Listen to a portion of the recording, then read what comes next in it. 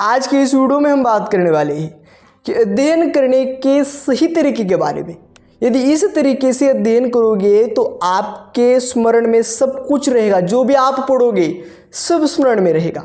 किस प्रकार से, कौन सा है वो तरीका और किस प्रकार से अध्ययन करें, स्टडी करें, पढ़ाई करें जो आपके सदैव स्मरण में रहे, इसी विषय पर आज हम मार्गदर्शन आपको करने वाले हैं।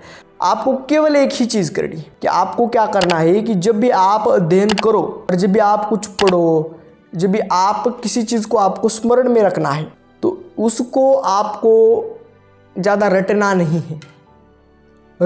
है, उसको केवल शांततापूर्वक पढ़े और समझे। समझने से वो चीज़ें ज़्यादा समय तक, लंबे समय तक, अधिक समय तक आपके स्मरण में रहेगी। किंतु यदि रट्टा मारोगे तो फिर कुछ दिन आपके स्मरण में रहेगी और फिर विस्मरण हो जाएगी। क्योंकि रट्टा मारना यानी ज़बरदस्ती आपके माइंड को वो चीज़ें एक्सेप्ट कराना जो चीज़ें माइंड आपका एक्सेप्ट ही नहीं करना चाहता, जो आपका मन, जो आपका मस्तिष्क स्वीकार ही नहीं करना चाहता, उस चीज़ों को आप रट्टा मारकर ज़बरदस्ती आपके मस्तिष्क में बैठा रहे हो तो फिर वो चीज़ें मस्तिष्क थोड़ी देर आपके संतुष्टि के लिए आपके मस्तिष्क में वो चीज़ें बैठा लेता है, लेकिन फिर विस्मरण कर देता है। किंतु यदि मस्तिष्क को जानोगे, मस्तिष्क के सबकॉन्शियस माइंड को आपको जानना है, समझना है, सभी चीज़ों को समझोगे तो रट्टा मारने की ज़रूरत नहीं है। सिर्फ पढ़ोगे और समझोगे उसको तो स्वयं के हिसाब से किसी भी क्वेश्चन का आंसर प्रिपेयर कर लिख कर आपको उस स्थिति में जो गुण होंगे वो सभी गुण प्राप्त हो जाएंगे, जितने भी मार्क्स होंगे वो मार्क्स प्राप्त हो जाएंगे। समझना, अंडरस्टैंडिंग इज़ मोस्ट इम्पॉर्टेंट। यदि आप किसी भी क्वेश्चन को, किसी भी टॉपिक को समझ कर पढ़ोगे, समझ कर, तो फिर वो विस्मरण नहीं होगा। और समझने के लिए क्या करना चाहिए, तो कोई भी चीज़ समझनी भी इतनी आसान तो होती नहीं है, इसी कारण आप रट्टा मारते हो। तो समझने के लिए आपको ध्यान करना पड़ेगा।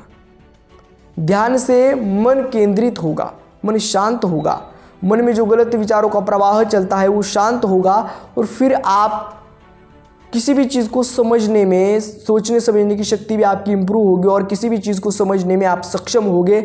और फिर यदि इस विधि से ध्यान करोगे और ध्यान कर कर समझतापूर्वक किसी भी टॉपिक को, किसी भी प्रश्न को समझने का प्रयास करोगे और समझतापूर्वक अपने मस्तिष्क में बैठाने का प्रयत्न करोगे तो फिर वह चीज़ें आपके मस्तिष्क में काफ़ी अधिक समय तक स्मरण में रहेगी।